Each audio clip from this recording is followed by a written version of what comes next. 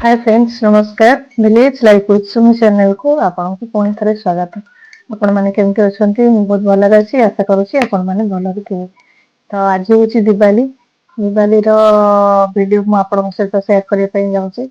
ए वर्ष दिवाली मना हेनी कारण आम कुटुंब जड़े एक्सपायर कर जाइछन्ते तो सेठिपई मु जीवी दिवाली मनैया आम घर को तो आपण को सेठी नहीं जी जहाँ भी किसी रिचुअल्स हम मुझे से सब किसी रिचुअल्स सेठू ही सेयार करी। तो चलतु मो सहित वीडियो को एंजॉय करंतु।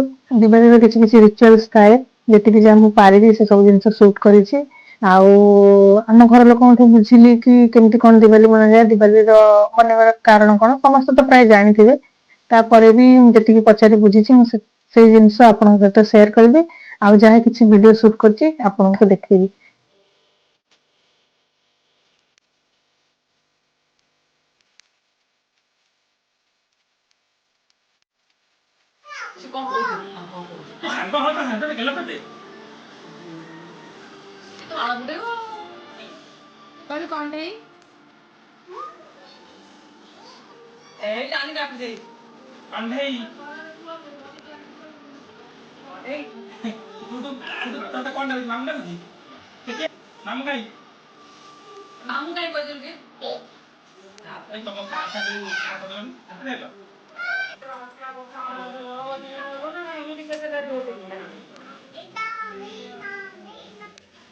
आम जाए पहुँचु पहुँचु 7टा बाजी जाइए तो बाण फुटाइवा मो भाई केत अपेक्षा करता गुगुन आसिले बाण फुटाइवा बोलते मिसिकी तो गुगुन तार निजे निजे फुटाऊ थाए छोट छोट बाण गुड़ाक आउ लंका बाणटा से लगेगा एकाथर गोटे पैकेट लगेगा देखिए ब्लास्ट टाइप है।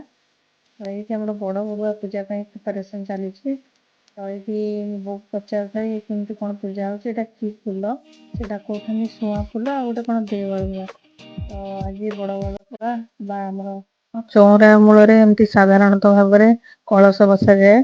कलश बसा जाए बड़ बड़ुआ उद्देश्य पितृपुरुषों उद्देश्य भोग बढ़ा जाए। आपणक एरिया रे एमती बड़ बड़ुआ पालन करा जाए कि नहीं प्लीज कमेंट सेक्शन में जणेले मु जानिकी खुशी हेबी कि नहीं आम पटर जमती होची आपण मानक पटर भी सेमती सेम जिनस होची। तो कलश बसा जाए आउ से जो दे बाणुगा सुआ फूल कहते से फूल रखिकी पूजा करा जाए से जो जगार पूजा हुए। तो तापरे कौन करा जाए ना छेना कदली नड़िया आउ डाणीमु जेकोसी फल सब रहा सब किसी फल गोटे जगार एकाठी करा जाए आउ तादरे क्षीर पड़े कंचा क्षीर तो ये सब पड़ी आगे पणस पत्र रे दि जाए। तो पणस पत्र केतेटा दिज्व सेटा आपणकर जेते जन पूर्वपुरुष आपणकर हेतु क्रमे जाइथिबे माने आपण जानिथिबे जो पुरुष पर्यंत तो सेतिकी जनक उद्देश्य रे पत्र बढ़ा जीवो। तो आमर 10 जन शायद बोधे मन अच्छी 10 जन जाइछन्ती तो 10टी पत्र रे आमर भोग बढ़ाला जो पिठा करा जाइथिबो काकरा पिठा साधारणतः करा जाए आ विभिन्न प्रकार पिठा करा जाए किंतु काकरा पिठाटी पूजा हुए। तो से 10टा पत्र रे से पितृपुरुषों उद्देश्य रे यही चकड़ा भोग आउ आमर काकरा पिठा ये सब जिनस बढ़ा जाए। बढ़ाई सारा पर से सेम भोग कलशों पाखरे आ माँ बृंदावती पाखरे भोग करा जाए आउ दीप धूप आउ कर्पूर ए सब जिनस आरती करा जाए श्री गणेश को बा कलश को माँ बृंदावती को तापरे सबू जोगाड़ हो सारा पर काउरिया काठी माने जमी आम प्लस बा मिशन चिन्ह भाया भावे तो छोट बड़ू से देखी आसी तो से भाया टाइप बंधा जाए बोधे कदली बाउंगारे कि कौन गोटे बंधा जाए प्लस। तो यही पूजार घर जी बड़ बा बड़ पुओ जी से हाथ में पूजा करा जाए। तो घर बड़ होती जेहेतु मो बापा तो सी पूजाटी कर तो एमती देखुन मुझे जमी कहली कि 10टा पत्र बढ़ा 10टा पत्र रे सम्मान भोग दिज्व भोग दी सारापर कलश को आगे नैवेद्य दिज्व माँ बृंदावती को दिज्व पानी छड़ा है बड़ बड़ुआ डक तो बड़ बड़ुआ डक जीवार उक्ति प्राय समस्ते ओडिया जानी बड़ बड़ुआ हो अंधार आस आलुअरे जाओ 22 पासे महाप्रसाद खाई गड़ गड़ उठा तो एमती किसी उक्ति कहीकि କାଉଁରିଆ କାଠିକୁ ନେଇକି ଆମର ବାରିଆଡ଼େ ଯେଉଁଠି ପିତୃପୁରୁଷଙ୍କ ଉଦ୍ଦେଶ୍ୟରେ ଆମର ଯେକୌଣସି ଭୋଗ ହେଲା କିମ୍ବା ଯେକୌଣସି ରନ୍ଧା ଖାଦ୍ୟ ହେଲା ବା ପିଣ୍ଡ ଶ୍ରାଦ୍ଧରେ ଯେଉଁଠି ଆମର ଖାଦ୍ୟ ବଢ଼ାଯାଏ ସେଇ ଜାଗାକୁ ନେଇକି ଯାଆନ୍ତି ସେଇ କାଉଁରିଆ ବାଡ଼ିକୁ। ଆଉ ସେଇଠି ପିତୃପୁରୁଷଙ୍କ ଉଦ୍ଦେଶ୍ୟରେ କାଉଁରିଆ କାଠିଟି ଜଳିଥାଏ। ତାପରେ ସମସ୍ତେ ଛିଡ଼ା ହେଇକି ସେମାନଙ୍କୁ ନମସ୍କାର କରିକି ଫେରି ଆସିଥାନ୍ତି। ତ ଫେରି ଆସିଲା ପରେ ଘରେ ଆମର ଯାହା ବି ଖାଇବା ପିଇବା ସବୁ ବନା ଯାଇଥାଏ ସେସବୁ ଖିଆଯାଏ।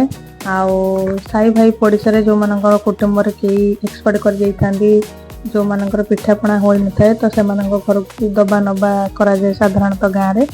ତ ପିଲାମାନେ ଖୁବ୍ ବାଣ ଫୁଟାନ୍ତି, ଘରେ ବହୁତ ଦୀପ ଜଳେ। ଆଉ ଏଇ ବାଣ ଫୁଟା ଆଉ ଦୀପ ଜଳିବା ଦ୍ୱାରା ବର୍ଷା ମାସରେ ଯେତେ ସବୁ ପୋକ ଜୋକ ସବୁ ଥାଆନ୍ତି ପ୍ରାୟତଃ ସକାଳକୁ ମରିକି ସବୁ ପଡ଼ିଥାନ୍ତି। ଏଇ ଜିନିଷଟା ମୋତେ ବାଣ ଫୁଟାର ଭଲ ଲାଗେ କି ବାଣ ଫୁଟାର ଗୋଟେ ବେନିଫିଟ୍ ହେଉଛି। ତ ପ୍ରାୟତଃ ଦେଖାଯାଏ କି ଏଇ ଦିୱାଲି ଅମାବାସ୍ୟା ପରେ ଆଉ ପ୍ରାୟତଃ ଏତେ ପୋକ ଜୋକ ଦେଖାଯାଆନ୍ତି କିନ୍ତୁ ତାଙ୍କର ମାତ୍ରାଟା ଟିକେ କମିଯାଇଥାଏ। ତ ଏଇଠି ମୋ ମାଆକୁ ଦେଖିପାରୁଥିବେ, ତାକୁ 70 ବୋଧେ କ୍ରସ୍ କରିଲାଣି କିନ୍ତୁ ସେ ଏବେ ବି ପୁରା ଆକ୍ଟିଭ ଅଛି। ଆଉ ସେ ସବୁବେଳେ କହେ ମୋ ବାପା ଚାକିରି କରିଥିଲେ ମାଷ୍ଟର ଚାକିରି, ମୋ ମା ମରିଯାଇଥିଲେ। ତ ମୁଣ୍ଡା ଆଉ ସାନ୍ତାଳ ଜାତିର ଲୋକମାନଙ୍କର ଗହଳିରେ ସେ ରହୁଥିଲା। ତ ବହୁତ ବଣ ଜାତୀୟ ଜିନିଷ ସେ ଖାଇଛି। ତାର ଏ ଡାଇଲଗଟା ହେଉଛି ସବୁଦିନର, ତମେ କ'ଣ ମୋ ଭଳିଆ ହେଇପାରିବ? ମୁଁ ଯେଉଁ ଖାଇବା ଖାଇଛି ତମେ କ'ଣ ଖାଇଛ? ମୁଁ ହସି ହସି ରହେ ତାର ଗୋଟେ କଥା ଶୁଣି।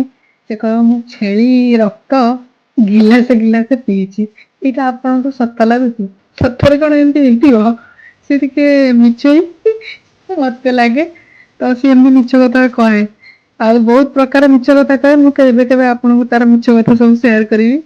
ମତେ ତ ବହୁତ ହସ ଲାଗେ ଶୁଣିକି, କିନ୍ତୁ ସତରେ ସେ ଏବେ 70 ବର୍ଷ ଅତିକ୍ରାନ୍ତ କଲାଣି କିନ୍ତୁ ଘରର ସବୁ କାମ କରିବାରେ ସେ ସକ୍ଷମ। ଆଉ ସବୁ କାମ ସେ କରିପାରେ। ଆଉ ଦିନ ରାତି 24 ଘଣ୍ଟା ତାକୁ ଯେତେ କାମ ଦେଲେ ବି ତା ପାଇଁ କମ୍। ଆଉ କ'ଣ କହିବି, ଆପଣ ଭାବୁଥିବେ ବୁଢ଼ୀ ମଣିଷଟା କାହିଁ ଏମିତି କାମ କଥା ଖାଲି କହୁଛନ୍ତି। ସେମିତି ନୁହେଁ, ସେ ସବୁ କିଛି କରିପାରେ। ଆଉ ସେ ବହୁତ ଷ୍ଟ୍ରଙ୍ଗ। ତା ଏଜରେ ବୋଧେ ଆମେ ଥିଲେ ବିଛଣାରେ ଶୋଇକି ଗଡ଼ୁଥିବୁ, କିନ୍ତୁ ସେମିତି ନୁହଁ, ସେ ପୁରା ଆକ୍ଟିଭ ଅଛି। ଆପଣ ଦେଖିପାରୁଥିବେ ସେ ମୋ ବାପାଙ୍କୁ ସବୁ ଜିନିଷ ବତାଉଛି, ମୋ ବାପା ତାଙ୍କର କରୁଛନ୍ତି। ମୁଁ ବି ଠାକୁରଙ୍କୁ ଡାକୁଛି ମୁଁ ବି ବୁଢ଼ୀ ହେଲେ ଏମିତି ଆକ୍ଟିଭ ରହେ। ଦେଖାଯାଉ କେତେ ଦିନ କ'ଣ ହେଇପାରୁଛି। ତ ଚାଲନ୍ତୁ ଦିୱାଲି ସେଲିବ୍ରେସନରେ ମୁଁ ଆପଣଙ୍କୁ ସବୁ କିଛି ଜିନିଷ ଦେଖାଉଛି। ଆପଣଙ୍କୁ ଭଲ ଯଦି ଲାଗୁଥିବ ତାହେଲେ ପ୍ଲିଜ୍ ଭିଡ଼ିଓଟାକୁ ଟିକେ ଲାଇକ୍ କରିଦେବେ। ତ ଏ ବୃନ୍ଦାବତୀ ଆମର ବହୁତ ପୁରୁଣା ବୃନ୍ଦାବତୀ। ମୁଁ ଯେତେବେଳେ ଛୋଟଟେ ହେଇଥିଲି ତ ଏଇ ବୃନ୍ଦାବତୀଙ୍କ ପାଖରେ ମୁଁ ବି ମୁରୁଜ ପକେଇଛି। ଆଉ ମୁଁ ମୋର ପ୍ରାୟ ଛୋଟବେଳ ସବୁ ଅଷ୍ଟମୀ ଆଉ କୁମାର ପୂର୍ଣ୍ଣମୀ ପ୍ରାୟତଃ ଏଇ ଚଉରା ମୂଳେ ମୁଁ କଟେଇଛି। ସମସ୍ତଙ୍କର କିଛି ଭଲ ଚଉରା ଥାଏ, ପିଣ୍ଡା ଥାଏ, କରିକି ପଳେଇ ଯାଆନ୍ତି। ତ ଆମର ଯେହେତୁ ଘର ପାଖରେ ଆଉ ଜାଗା ନଥିଲା, ତ ଏମିତି ଚଉରା ଗୋଟେ ଥିଲା ଯୋଉଠି ମୁଁ ଛୋଟବେଳ ବିତେଇଛି। ମୋତେ ସବୁବେଳେ ଲୋଭ ଥାଏ ଚଉରା ଉପରେ, ଯାହାର ଟିକେ ଭଲ ସୁନ୍ଦର ଚଉରା ଦେଖିକି ମୋତେ ଟିକେ ଲୋଭ ଲାଗେ। ତ ମୁଁ ବି ଚେଷ୍ଟା କରେ ଗୋଟେ ଭଲ ଚଉରାଟେ ବନେଇବା ପାଇଁ, କିନ୍ତୁ ଶାଶୁ ଘରେ ସେମିତି ବି ମୋତେ ଜାଗା ମିଳିନଥିଲା ଗୋଟେ ବଡ଼ ଚଉରାଟେ ବନେଇବା ପାଇଁ। କାନ୍ଥ ସାଇଡ଼ରେ ଟିକେ ଆଡ଼ଜଷ୍ଟ କରି ବନେଇବାକୁ ପଡ଼ିଥିଲା। ସବୁ ଜାଗାରେ ସବୁ ଜିନିଷ ମିଳିବ ସେମିତି କିଛି ମାନେ ନାହିଁ, କିନ୍ତୁ ମନରେ ଗୋଟେ ଆଶା ଥାଏ। ଦେଖାଯାଉ ଭଗବାନଙ୍କ ଦୟାରୁ ଯଦି କେବେ ଭବିଷ୍ୟତରେ ମୁଁ ଗୋଟେ ବଡ଼ ଚଉରାଟେ ବନେଇ ପାରେ ତାହେଲେ ମୁଁ ଆପଣଙ୍କ ସହିତ ସେୟାର କରିବି। ତ ଚଉରା ପ୍ରତି କାହାର ଏମିତି ଛୋଟ ଛୋଟ ୱିକନେସ୍ ଥାଏ ପ୍ଲିଜ୍ ମୋତେ ଟିକେ ଜଣେଇବେ। ମୋର ବି ତ ଏବେ ଆମର ପୂଜା ସରିଯାଇଛି, ଆଉ ଗୁଗୁନ କିନ୍ତୁ ବାଣ ଫୁଟା ସରିବନି। ଏଠୁ ଗଲା ପରେ ବି ସେ ବାଣ ଫୁଟେଇବ। ତ ଚାଲନ୍ତୁ ଆଉ ପୂଜା ସରିଗଲା ପରେ କାଉଁରିଆକୁ କେମିତି ନେଇକି ଯାଉଛନ୍ତି ସେଇଟା ଦେଖିବା। ଆମର ବାରିଆଡ଼ ଟିକେ ଦୂର, କହିବାକୁ ଗଲେ ଆମ ଘରେ କ'ଣ ଆଉ ମୋ ଶାଶୁ ଘରେ ପ୍ରାୟତଃ ଜାଗା ସଟେଜ୍। ଆମର ଯେମିତି ଖୋଲା ବାଡ଼ି ବଗିଚା ଏସବୁ ଜିନିଷ କରିବାର ଫ୍ୟାସିଲିଟି ଆମର ବାପ ଘରେ ବି ନଥିଲା, ଆଉ ଶାଶୁ ଘରେ ମଧ୍ୟ ନାହିଁ। ତ ସେଥିପାଇଁ ମୋତେ ବେଳେବେଳେ ଦୁଃଖ ଲାଗେ।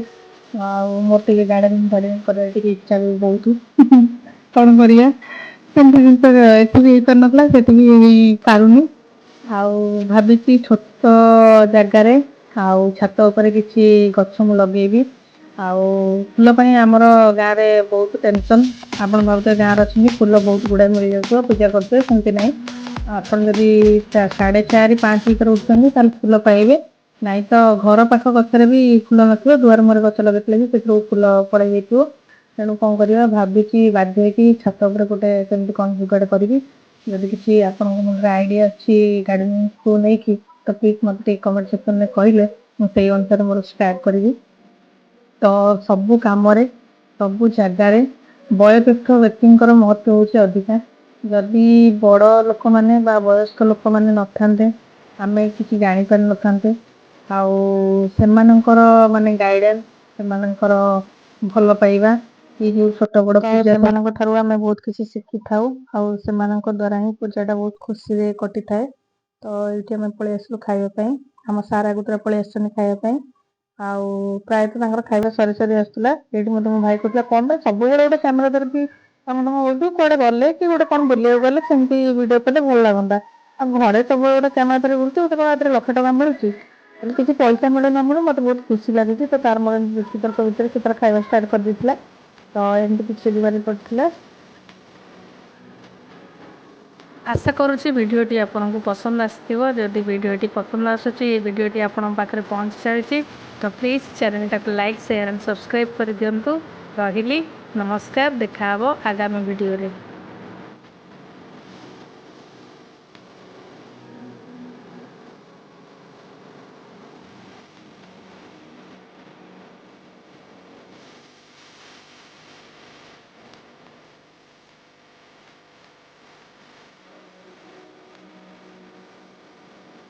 ଆଜି ପାଇଁ ରହୁଛି, ଦେଖାହବ ଗୋଟେ ନୂଆ ଭିଡିଓରେ ନୂଆ ଏପିସୋଡରେ। ସେତେ ପର୍ଯ୍ୟନ୍ତ ବିଦାୟ ଦିଅନ୍ତୁ, ରହିଲି ନମସ୍କାର।